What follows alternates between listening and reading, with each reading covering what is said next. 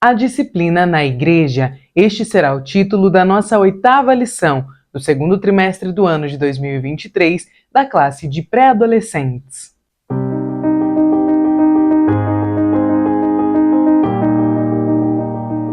A paz do Senhor, querido aluno e professor da Escola Bíblica Dominical. Eu sou a irmã Damaris, sou professora da IBD, na congregação em que sirvo ao Senhor aqui na Assembleia de Deus em Curitiba. E hoje eu estou aqui para que nós possamos continuar meditando juntos nesta revista em que nós estamos estudando sobre a igreja, que é um lugar de comunhão. E hoje nós falaremos de disciplina. Para que nós possamos ambientar biblicamente a nossa aula, nós iremos ler 1 Coríntios capítulo 14, versículos do 26 ao 40. E já adianto, esta é uma leitura que nos traz vários pontos de interrogação. Então vamos ler com calma e você, professor, já esteja preparado para responder às dúvidas que podem surgir desta leitura que nós iremos fazer. Que fazer então, irmãos? Quando vocês se reúnem, um tem um salmo, outro tem um ensino, este traz uma revelação, aquele fala em línguas e ainda outro faz a interpretação. Que tudo seja feito para a edificação.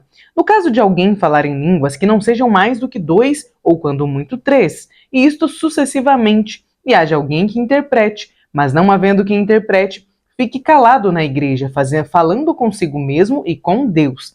Tratando-se de profetas, falem apenas 2 ou 3 e os outros julguem. Se porém vier uma revelação a alguém que esteja sentado, cale-se o primeiro, porque todos poderão profetizar, um após o outro, para que todos aprendam e sejam consolados. Os espíritos dos profetas estejam sujeitos aos próprios profetas, porque Deus não é Deus de confusão e sim de paz. Como em todas as igrejas dos santos, que as mulheres se conservem caladas nas igrejas, porque não lhes é permitido falar, mas estejam submissas como também a lei o determina. Se porém querem aprender alguma coisa, perguntem em casa ao seu próprio marido, porque para a mulher é vergonhoso falar na igreja. Por acaso a palavra de Deus se originou no meio de vocês? Ou será que ela veio exclusivamente para vocês? Se alguém se considera profeta ou espiritual, reconheça que é mandamento do Senhor o que estou escrevendo para vocês, e se alguém o ignorar, será ignorado. Portanto, meus irmãos, procurem com zelo o dom de profetizar e não proíbam que se fale em línguas. Tudo, porém, seja feito com decência e ordem.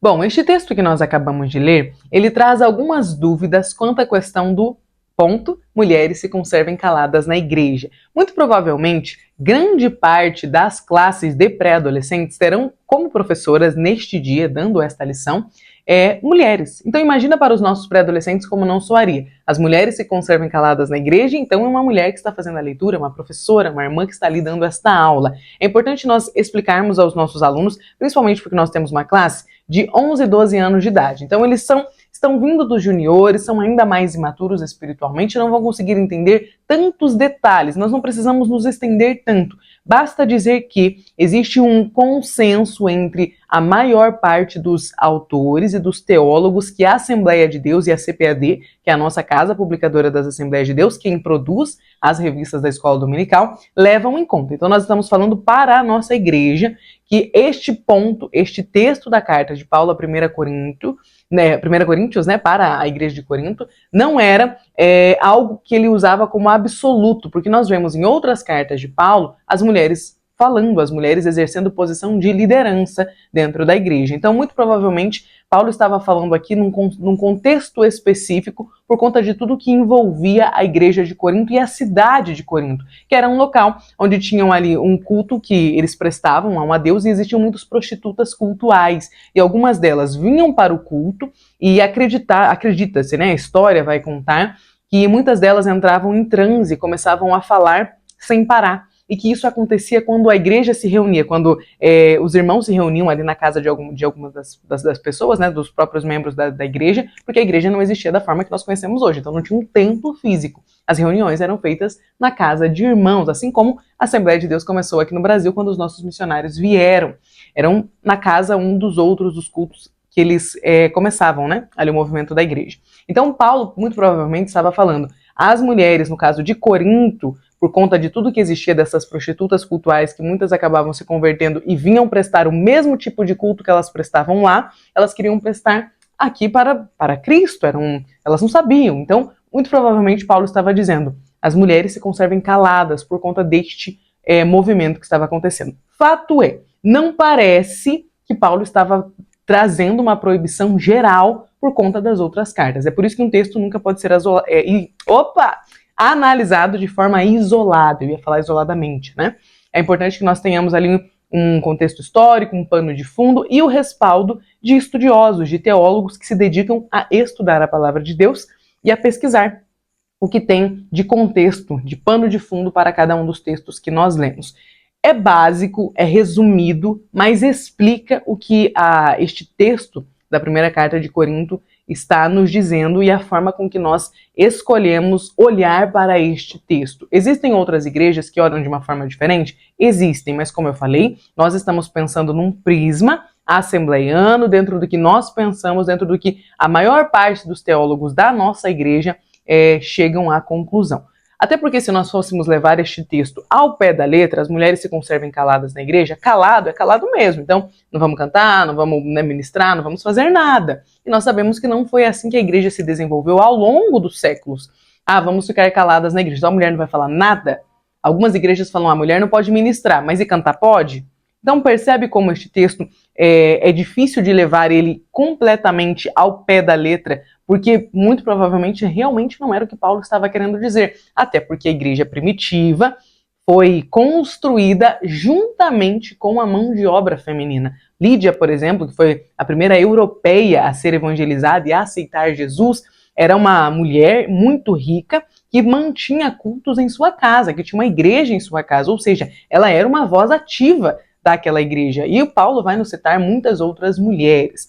Bom, resumidamente, o contexto deste texto é esse, mas eu aconselho você, professor, a buscar mais a respeito disso. Se você tem uma Bíblia de estudo, como eu tenho, por exemplo, eu estou usando a NAA, vira e mexe, vocês me perguntam aqui nos comentários, esta aqui é a NAA, é a Nova Almeida Atualizada, é uma Bíblia de estudo, tem todo o rodapé. Então o rodapé ele nos dá um panorama, um contexto, pelo menos básico, a respeito do texto que nós estamos lendo. E aqui, na Bíblia NAA, fala exatamente isso, que nós não acreditamos, né, que precisamos levar este texto de forma absoluta, no sentido de fiquem caladas mesmo, por conta de ser algo muito provavelmente regionalizado. Paulo estava falando explicitamente para aquela igreja. Bom, vamos entrar então agora no ponto a Bíblia diz, que está lá em 1 Tessalonicenses, capítulo 5, versículo 14, que nos fala assim: pedimos a vocês, irmãos, que aconselhem com firmeza os preguiçosos, deem coragem aos tímidos, ajudem os fracos na fé e tenham paciência com todos. Vamos ver quais são os objetivos da nossa aula. 3 objetivos, como sempre. Primeiro, relacionar a disciplina ao serviço sincero a Deus. Segundo, explicitar a importância da ordem nos cultos. E terceiro, expor o papel da organização da igreja como forma de adoração. No Conhecendo Mais de Deus, a lição vai nos dizer o seguinte, é um convite aos nossos adolescentes. Então veja só, querido ou querida pré-adolescente, a paz do Senhor. Nesta lição, nós estudaremos mais sobre a importância da disciplina para o bom funcionamento da igreja. Você sabe o que é ter disciplina? É uma pergunta. Vejamos como o conhecimento deste conceito se encaixa perfeitamente em nosso convívio na casa de Deus. Primeiro tópico, a necessidade de ordem na igreja. O que é disciplina? O que é ordem? Se você quiser, professor, você pode iniciar a sua aula perguntando aos seus pré-adolescentes o que é ordem, o que é disciplina. Aí você deixa que eles falem, então os convida para entender de forma mais profunda, para que eles saibam, né, se eles acertaram ou não nas definições e se encaixa com a definição que a lição vai nos passar. Então, olha só, assim como qualquer outra instituição que conta com participação de um grupo de pessoas, a igreja precisa de organização. Essa organização permite que todos consigam compreender o que é ensinado e participar das atividades de forma construtiva, contribuindo para o desenvolvimento uns dos outros. Por que regras são importantes? Por que as regras existem? Então veja só. Imaginem se convivêssemos na igreja sem qualquer tipo de regra ou ordem. Imagina o caos que seria uma igreja, mais ou menos 200 famílias reunidas, 100 famílias que sejam reunidas em uma igreja. Imagina se não houvesse nenhum tipo de regra ou ordem.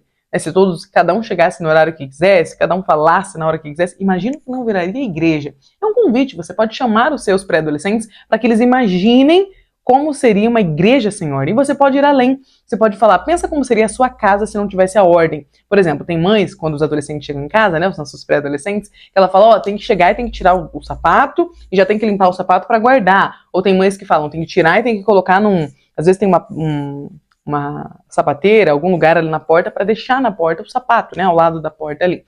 Como é na casa deles? Você pode perguntar. É uma forma de você fazer com que eles entendam de forma mais ampla que a regra e a disciplina, ou as regras e a ordem, as disciplinas, elas não existem só na igreja, mas elas existem em todos os lugares onde várias pessoas convivem ao mesmo tempo.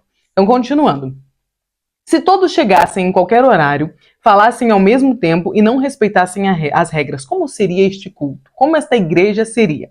Ninguém conseguiria compreender o que é dito e nem participar de forma saudável das atividades da igreja. Assim como em todas as áreas da vida, nossa convivência na igreja precisa ser regrada. Por isso, Deus capacitou as lideranças para exercerem a disciplina na igreja, a fim de que tudo seja feito com ordem e decência, de acordo com o texto que nós lemos.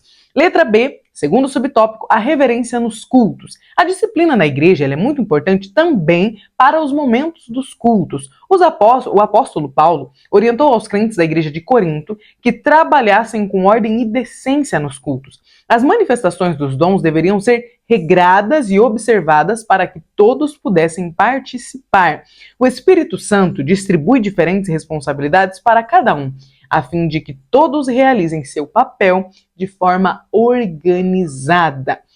Reverência, ordem, são pontos muito importantes de um culto, porque quando nós entramos em um lugar de culto, é sabido de todos, né, de todas as pessoas ali que começam a ter uma maturidade, um bom desenvolvimento da consciência. Uma criança lá a partir de 4, 5 anos, ela começa a entender, sem que os pais precisem lembrá-la, de que quando nós entramos na igreja, nós estamos em um momento de culto. Então nós precisamos ter reverência, nós precisamos prestar a Deus um culto de forma racional, mas nós não podemos nos esquecer de que ali nós precisamos nos conservar quietinhos, né? Ficarmos quietos, a não ser que nós estejamos, que nós queremos, né, expressar gratidão a Deus, louvor, adoração, levantar as mãos, adorar, nós pentecostais, falar em línguas estranhas, dizer glórias a Deus, aleluia, amém, se emocionar, tudo isso é bem-vindo num culto. Agora, o que não é bem-vindo num culto? O cochicho, a conversinha paralela, o mexer no celular, levanta e sai, levanta e sai, levanta e sai. Esse tipo de coisa não é bem-vindo, porque nós estamos em um local onde nós estamos prestando um culto a Deus. O que seria, então, a reverência e a ordem? Quais seriam o papel, né, os papéis delas durante um culto? Então, pensa no que é reverência. Lembra quando Moisés chega próximo à sarça ardente e o Senhor fala para ele, Moisés, Moisés, tira a sandália dos teus pés, porque o lugar em que você está é santo. A igreja é um lugar santo. Nós não tiramos as sandálias, mas nós assumimos uma atitude corporal de reverência a Deus. Ou seja, eu entro sem bater os pés na igreja, eu entro vestido ou vestida de forma adequada, eu entro sem ficar gritando, às vezes você precisa falar com o marido, com o filho, falar, vamos sentar aqui, vamos sentar ali. Ninguém fala assim, senta aqui, olha lá. Ninguém faz isso num culto, porque nós estamos em um local em que nós precisamos ter reverência, ou seja, uma postura de adoração, uma postura de, como que eu posso dizer, de manifestação de temor. Sabe quando a gente entra diante de um juiz? Você vai em um tribunal, ou quando, por exemplo, você está... Nossos pré-adolescentes, quando eles são chamados na diretoria, precisam falar com a diretora, eles chegam na sala da diretora com um temor, manifestando um respeito, porque ela é uma figura de autoridade. Deus é a figura de autoridade suprema das nossas vidas. Então, se nós precisamos nos portar de forma reverente na frente de pessoas que estão em posição de autoridade no plano terreno, imagina quando nós estamos diante do próprio Deus. É necessário também uma postura de reverência. E no caso do que nós falamos sobre a disciplina, sobre a ordem, é importante porque imagina, irmãos, cada um de nós, nas nossas igrejas, existe uma sequência, uma liturgia no culto. Então, em algumas igrejas se começa pela oração, em outras se começa pelo louvor, mas fato é que não tem uma parte da igreja que está cantando e outra parte que está orando, no sentido de orar de joelhos dobrados, sabe? todo mundo está fazendo a mesma coisa no momento do culto, porque ali é uma reunião conjunta, é um culto conjunto. Então, quando os irmãos falam, a igreja, por favor, se coloque em pé, todos ficam em pé. Agora a igreja pode se assentar? Todos se assentam, porque é um culto conjunto. Ah, todo mundo sentou, mas eu quero ficar em pé, quero ficar rodando na frente do púlpito. Não pode, porque é um lugar onde nós precisamos ter reverência, estamos prestando um culto a Deus e é um lugar onde existe ordem, disciplina, um lugar para se sentar. Quando você faz parte do coral, você se senta junto com o coral. Se você não faz parte do coral, você se senta em outro lugar. Por quê? Porque a igreja também é um lugar de ordem. Para que haja um bom convívio, para que nós consigamos prestar um bom culto a Deus. Letra C, a disciplina de um atleta.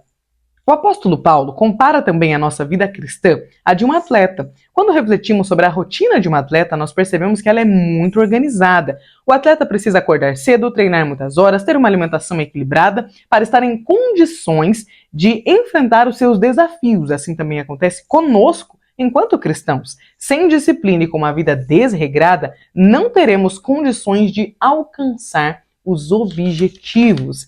Eu gosto quando Paulo utiliza a comparação de atleta, e pode ser que ela seja bastante válida na sua classe, se você tiver ali alunos, meninos, meninas, que participam de competições, que praticam esportes, e que eles vão entender muito bem das regras que precisa ter a rotina de um atleta, mesmo que seja de um atleta amador. Meu irmão foi atleta profissional, de alto rendimento, e realmente, assim, a rotina de um atleta tem uma certa quantidade de horas para dormir, tem os alimentos que não pode comer, alguns alimentos que precisam comer em horários, assim, tantas ovos durante a manhã, e aí antes do jogo não pode comer isso, não pode comer aquilo, tem que dormir, não sei o quê. Enfim, existe toda uma regra para a rotina de um atleta para que ele possa ter um bom rendimento, para que ele possa ter um alto rendimento. O seu corpo é a sua máquina de trabalho, né? É o que ele utiliza para ganhar a vida, para conseguir valores, né? Para que ele consiga ali sobreviver. Então ele precisa que o seu corpo esteja no auge do desenvolvimento, em pleno desenvolvimento. Agora pensa sobre a nossa vida cristã. Se nós não tivermos uma vida de oração, de leitura da palavra, de busca constante pelo Senhor, nós não conseguimos estar oferecendo a Deus um bom culto, oferecendo a Deus um bom culto diário, porque a gente não oferece culto só na igreja. Toda a nossa vida é uma adoração constante a Deus, porque a própria existência que Ele nos deu já é motivo de adoração. Nós adoramos ao Senhor também com a nossa existência, com a nossa vida. Ele nos deu a vida, Ele é o doador da vida. Então, o fato de existirmos também é uma das formas de adorar a Deus. Ou seja, quando eu estou lá no meu dia e eu escolho, ao invés de assistir mais um episódio do seriado, pausar a minha televisão ou desligá-la e sentar para ler a palavra de Deus, para cantar um hino ao Senhor, para falar com Ele, eu estou o adorando, eu estou glorificando a Ele. E os nossos pré-adolescentes já podem começar a fazer essas escolhas, assim como um atleta faz. Todo mundo vai comer macarrão na sua casa, no jantar à noite. Você fala, bom, eu não vou, porque amanhã eu vou jogar, então hoje eu vou me abster do macarrão e vou comer frango e salada. É uma escolha que um atleta faz. Um cristão também faz escolhas. Todo mundo na classe dele, na escola, no futebol, no judô, todo mundo vai assistir, vai ao cinema no final de semana. Mas aquele pré-adolescente fala, hoje eu não posso, porque eu tenho um ensaio na minha igreja. Hoje eu não posso, porque na nossa igreja nós temos um trabalho toda quinta-feira para os adolescentes, por exemplo. E aí eu vou abrir mão de algo em prol do meu crescimento espiritual. Na vida de um atleta existem renúncias, na vida de um cristão também existem. Vamos para o nosso tópico 2, um lugar de disciplina. A igreja também é um lugar de disciplina e a convivência entre os irmãos precisa ser regrada para que a igreja preserve um ambiente de paz e harmonia. Além desses motivos, o próprio funcionamento da igreja como instituição requer organização. Letra A. O que é disciplina? A disciplina é a obediência ao conjunto de regras que são propostas em determinado grupo. Ela serve para organizar um lugar ou um grupo de pessoas. Imagine uma escola sem regras e sem disciplina. As regras, por mais que pareçam desnecessárias para alguns, são muito importantes para o bom funcionamento de um local. E isso serve também para a igreja. A disciplina na igreja serve para que todas as nossas atividades como corpo de Cristo sejam realizadas de forma a glorificar o nome do Senhor. Letra B. A disciplina na igreja. O sucesso de qualquer área das nossas vidas acontece quando nos esforçamos para cumprir os nossos deveres e, assim, desfrutamos de nossos direitos. Uma vida disciplinada produz em nós frutos saudáveis e a garantia de um futuro seguro. Obedecer aos princípios nos conduz a um caminho de bênçãos. Desobedecê-los pode nos trazer consequências devastadoras. A disciplina, por mais que possa parecer, ainda mais quando os nossos pré-adolescentes estão naquele momento de questionamento, que faz parte do desenvolvimento de todo ser humano, pode parecer algo do tipo, de novo, tem que tirar o sapato na entrada, senão minha mãe implica, tem que trocar de roupa para sentar no sofá branco, tem que lavar a mão, passar álcool antes de comer. Sabe essas regrinhas que toda casa tem, que às vezes os adolescentes ficam tipo, são regras. Faz parte do convívio em sociedade. Por exemplo, ninguém pode pegar um carro e andar a 200 por hora em qualquer rua. Mas o carro é meu, eu que paguei a gasolina. Tudo bem, mas existem regras, existe disciplina no trânsito. Então, quando a gente vê uma plaquinha de pare, a gente para. Quando a gente vê uma plaquinha de lombada, a gente reduz a velocidade para passar a lombada. Quando a gente vê aquela plaquinha de travessia elevada, não importa se tiver um cachorro, uma criança, um idoso, você para e deixa que passe. Aí depois que passar, você pode continuar acelerando, né? Para você poder continuar o seu caminho. A placa diz lá 80 por hora e tem um radar logo ali na frente. Não, mas o carro é meu, eu paguei a gasolina, eu vou andar a 140. Pode andar, mas haverá uma consequência.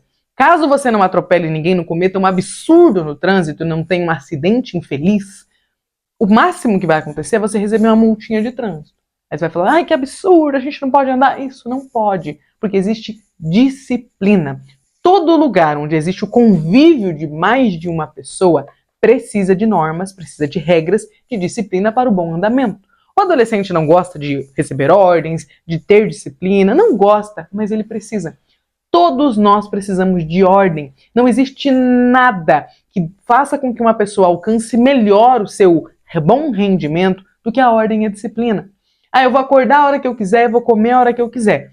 O seu corpo vai sentir o peso de você não respeitar a disciplina que o próprio Deus colocou sobre o mundo. Qual é ela? Quando escurece, é hora de irmos para a cama. Nós não fazemos isso, nós que vivemos em grandes cidades, em metrópoles, em capitais, e nós esticamos o horário de ir para a cama o máximo que podemos. Em contrapartida, no horário que nós deveríamos acordar, que é o horário que o sol nasce, 5h30, 6h30 da manhã, no máximo 7 horas, dependendo do lugar, né, da região do país, quando nós fazemos isso, e a gente estica, fala, eu não vou dormir às 10, nem às 11, nem meia-noite, vou dormir 1h30 da manhã. Tudo bem, aí no outro dia eu tenho que acordar 6h30 para trabalhar.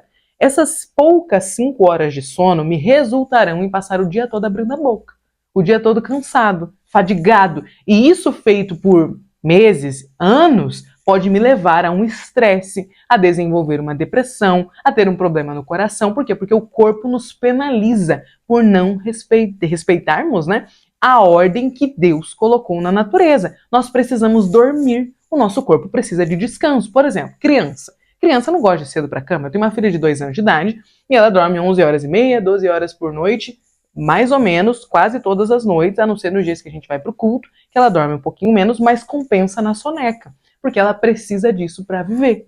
Quando vamos organizar para dormir, alguns dias ela quer sair da cama, ela não quer ir dormir. Poxa, 8 horas da noite, mamãe, quero brincar mais.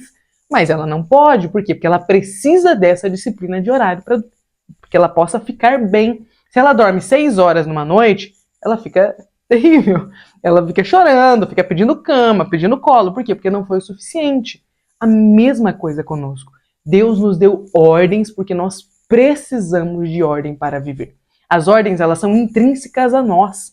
O nosso próprio corpo precisa de ordem. A natureza nos lembra da ordem. Todos os dias nós temos o horário que o sol se põe e o horário que o sol... o horário que o sol nasce e o horário que o sol se põe. Todos os dias é a mesma coisa. Por quê? Porque Deus é um Deus de ordem, de disciplina.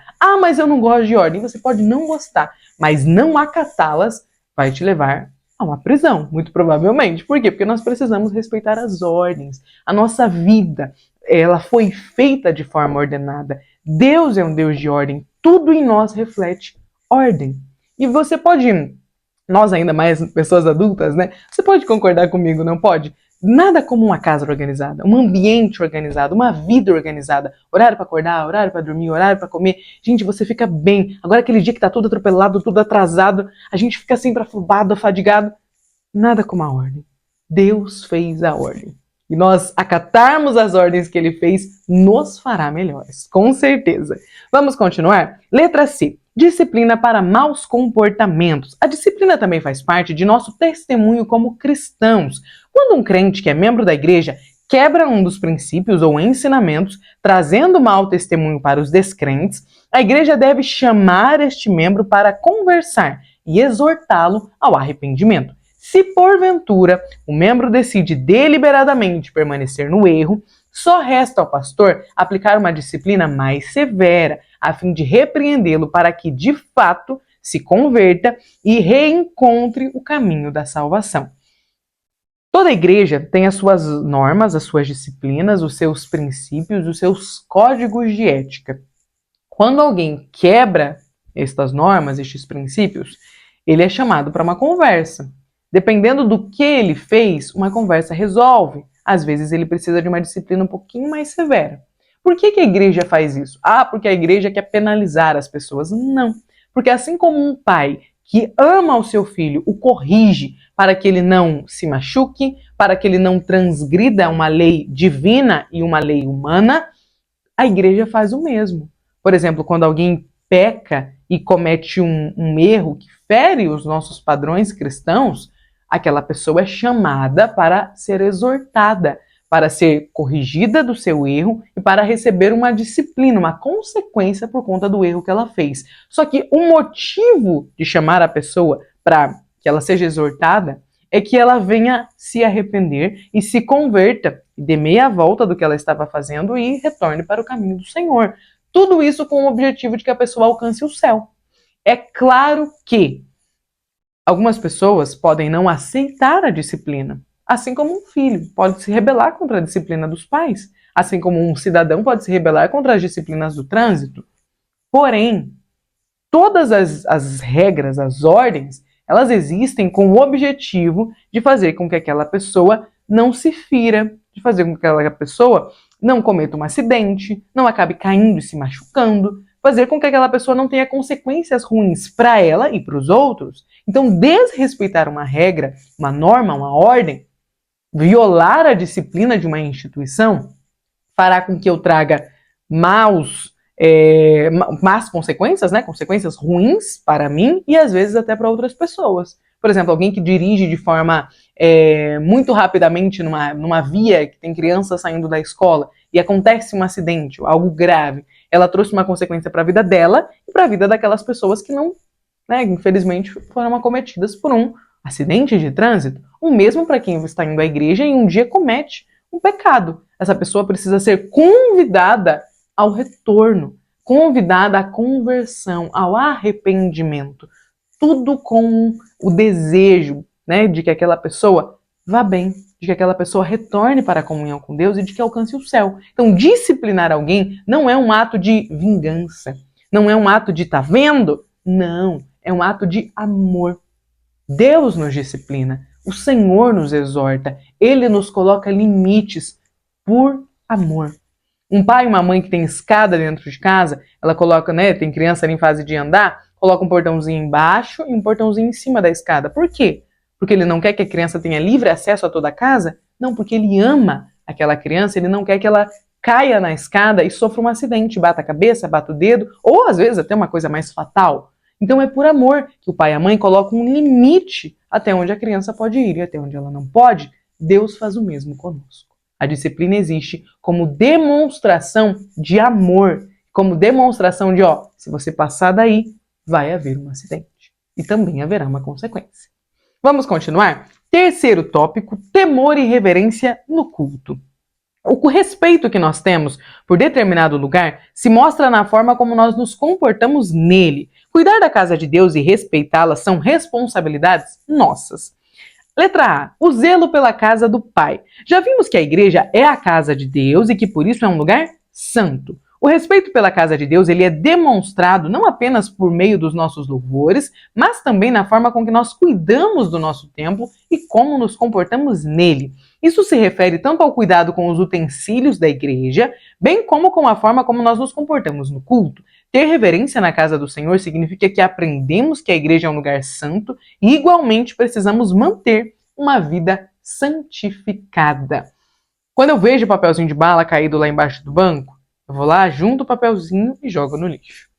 Isso demonstra zelo com a casa de Deus. Quando eu entro na casa do Senhor e eu tenho aquele amiguinho, né? Isso serve para os nossos pré-adolescentes que vem com o celular e fica mandando mensagem, conversando.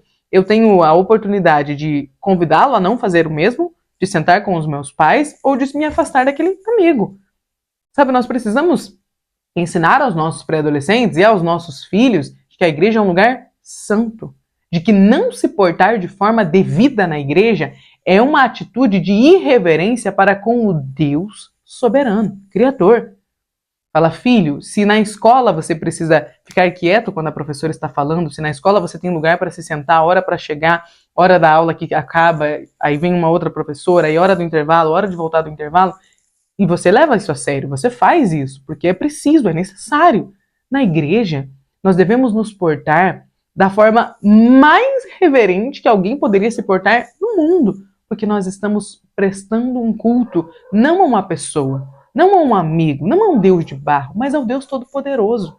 A igreja é um lugar santo, o culto que estamos prestando a Deus é santo e a pessoa para quem nós estamos prestando culto é santíssimo, é o Deus Todo-Poderoso. Ou seja, isso tem que fazer diferença na nossa postura, isso tem que fazer diferença na nossa forma de viver.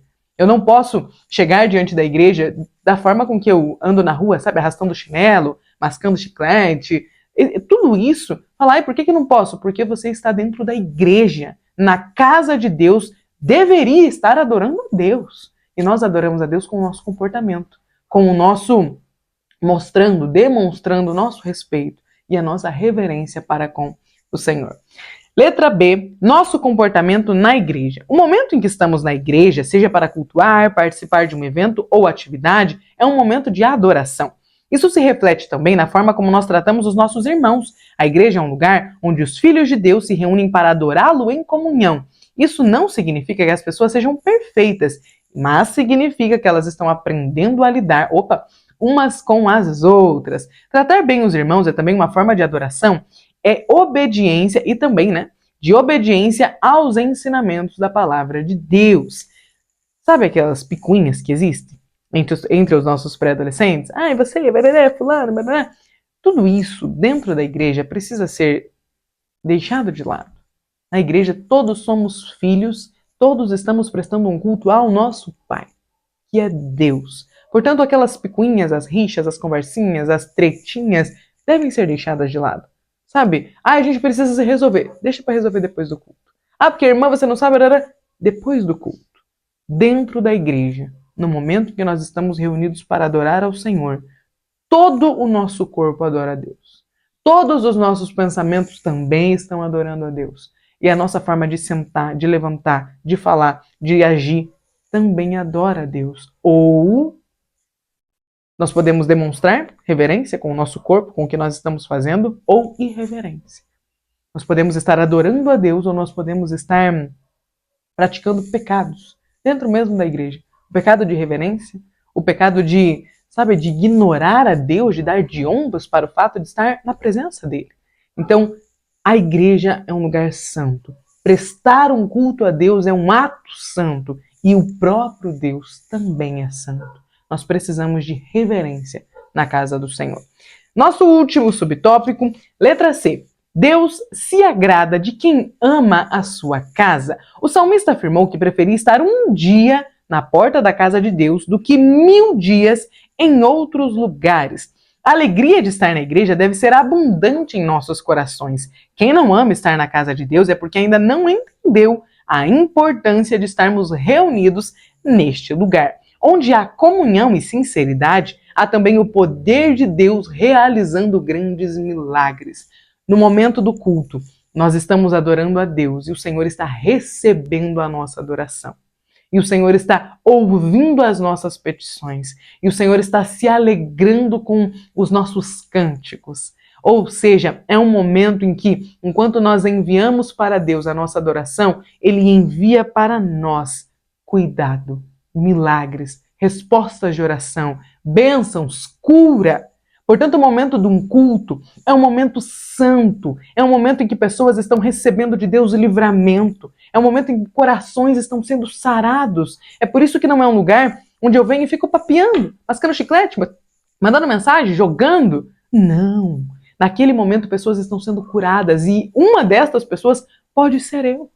Pode ser os nossos pré-adolescentes. Podem ser nós, professores. É por isso que na igreja nós precisamos, de forma racional, prestar um culto que envolve todo o nosso corpo, toda a nossa atenção, toda a nossa alma deve estar ali, oferecendo um culto santo, um culto que é racional, que é uma entrega verdadeira de forma integral ao nosso Deus.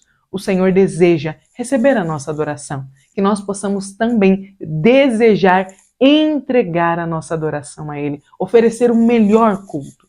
Sabe, imagina como não seriam, né, os nossos cultos se todos nós chegássemos na igreja dizendo: hoje eu vou ofertar o meu melhor culto a Deus. Imagina como não ficaria os céus recebendo as orações, o nosso culto, a nossa adoração, que o nosso coração possa ser preenchido do desejo de estar na casa do Pai e de ofertar adoração a Ele. Amém? Na conclusão, a lição nos diz o seguinte: as regras foram criadas para o nosso bem. Sem disciplina, não alcançaremos os nossos objetivos como igreja. Honramos a Deus quando nos dedicamos em servi-lo de forma organizada, respeitando a igreja como a sua casa, a casa de Deus. Que nesta aula nós possamos conscientizar ainda mais os nossos pré-adolescentes da necessidade de estar no culto de corpo presente, estar no culto deixando o celular de lado, deixando as brincadeirinhas, as conversinhas para depois e prestando um culto a Deus de forma organizada. Agora a igreja vai ficar em pé, o adolescente fica. Sabe, às vezes a gente vai em umas igrejas e aí a igreja fica em pé, os adolescentes estão lá sentados. E não é nem sentado de forma ereta, né? Meio que escorregando assim no banco. Aquela cara. Gente, é um culto. Ah, mas eu não queria vir, meus pais me obrigaram. É um culto a Deus. É um dos eventos mais importantes da nossa vida terrena. Nós estamos prestando um culto a Deus.